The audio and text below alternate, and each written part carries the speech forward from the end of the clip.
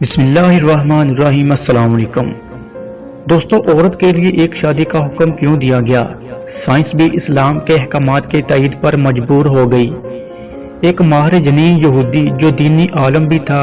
खुले तौर पर कहता है कि रोई ज़मीन पर मुस्लिम खतून से ज़्यादा पाकबाज और साफ सुथरी किसी भी मजहब की खतून नहीं है। पूरा वाक़या यूँ है कि अल्बर्ट आइंस्टाइन इंस्टीट्यूट से मुंसलिक एक माहिर जनीन यहूदी पेशवा औरत ने अपने कबूल इस्लाम का ऐलान किया, जिसका वह सबब बना कुरान में मज़कूर मुतलका की इद्दत के हुक्म से वाकफियत और इद्दत के लिए 3 महीने की तहदीद के पीछे कार फरमा हिकमत से शनासाई अल्लाह का फरमान है। दोस्तों, कुरान की एक आयत में हैरत अंगेज जदीद इल्म DNA के इंकशाफ की राह हमवार की और ये पता चला कि मर्द की मनी में प्रोटीन दूसरे मर्द के बिलमुकाबल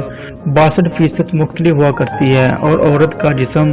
एक कंप्यूटर की मानद है। जब कोई मर्द हम बिस्तरी करता है तो औरत का जिस्म मर्द के तमाम बैक्टीरियाज जज़ब व महफूज कर लेता है। इसलिए तलाक के फौरन बाद अगर औरत किसी दूसरे मर्द से शादी कर ले या फिर बेहक वक्त कई लोगों से जिस्मानी ताल्लुकात इस्तवार कर ले तो इसके बदन में कई DNA जमा हो जाते हैं जो खतरनाक वायरस की शक्ल अख्तियार कर लेते हैं और जिस्म के अंदर जानलेवा अमराज पैदा होने का सबब बनते हैं। साइंस ने तहकीक के तलाक के बाद एक हैज गुजरने से 32 से 35% तक प्रोटीन खत्म हो जाती है और दूसरा हैज आने से 67 से 72 तक आदमी का DNA ज़ायल हो जाता है और तीसरे हैज में 99.9% का खात्मा हो जाता है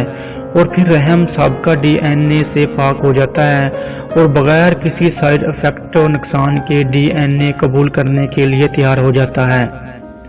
दोस्तों, एक तवाइफ कई लोगों से ताल्लुकात बनाती है जिसके सबब इसके रहम में मुख्तलिफ मर्दों के बैक्टीरियाज चले जाते हैं और जिस्म में मुख्तलिफ DNA जमा हो जाते हैं और इसके नतीजे में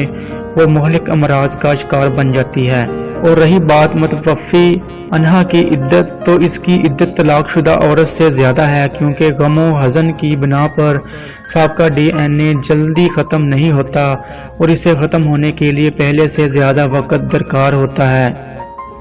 और इसी की रियायत करते हुए ऐसी औरतों के लिए 4 महीने और 10 दिन की इद्दत रखी गई है।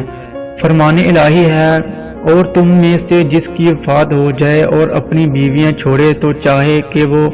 4 महीने और 10 दिन अपने आप को रोके रखें। इस हकीकत से राह पाकर एक माहिर डॉक्टर ने अमेरिका के 2 मुख्तलिफ मोहल्लों में तहकीक की। एक मोहल्ला जहां अफ्रीकन जात मुस्लिम रहते हैं, वहां की तमाम औरतों के जनीन में सिर्फ एक ही शौहर का DNA पाया गया,